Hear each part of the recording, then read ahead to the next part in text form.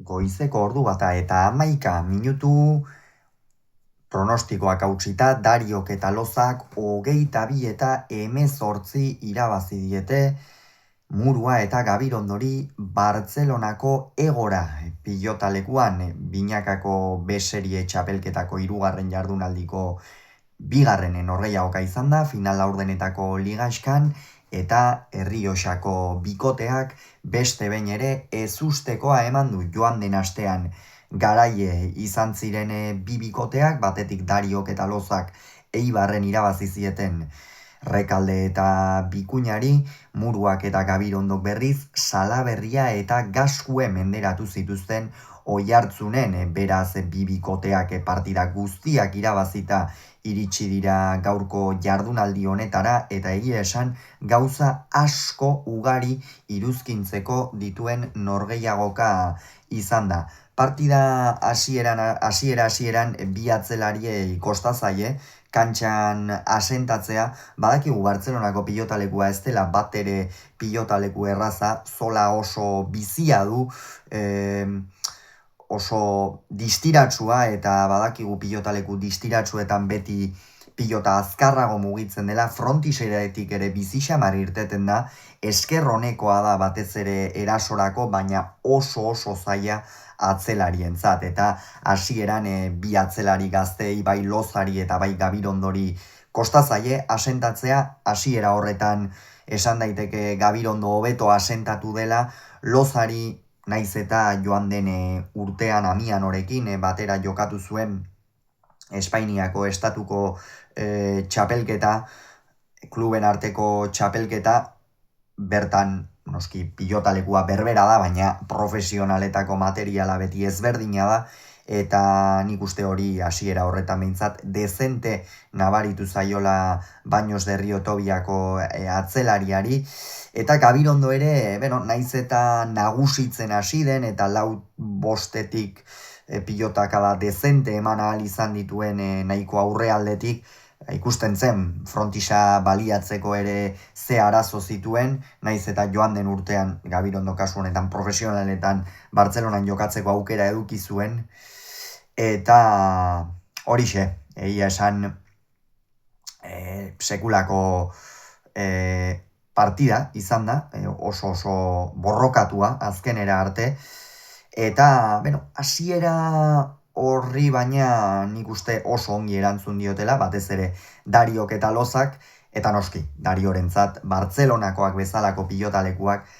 oso eskerronekoak dira, beso biziko pilotaria da, azpitik kolpe ikeragarria, beldurgarria duen pilotaria da Dario, eta horixe baliatu du ezkaraiko aurrelariak gaur batez ere, sakearekin min handia egin dio kasu honetan Muruari, eta Gabirondori, eta gainera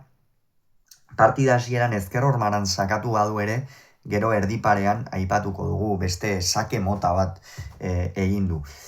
Partida aurrera joan ala, oso berdindua izan da, naiz eta lau eta bat aurreratu diren, uste dut,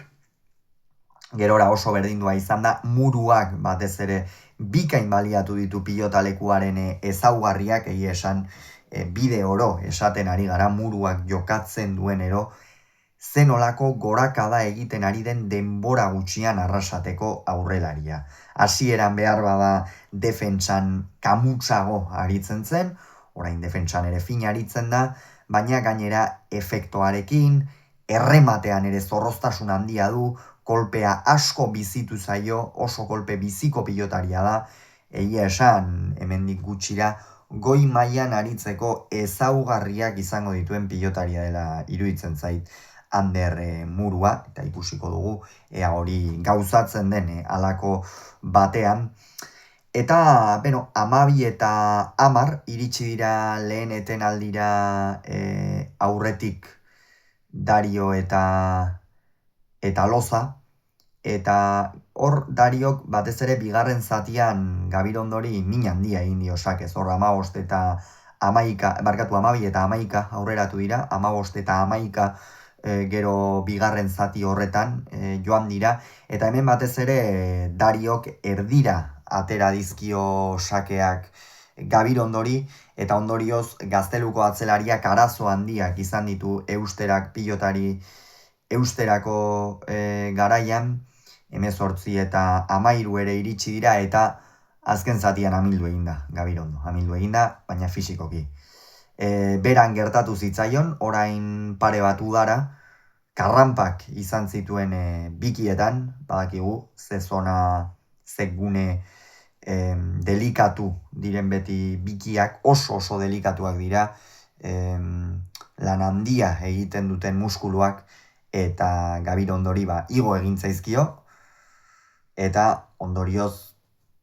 muruak ekarri du partida, hori aipagarria izan da, eta nik uste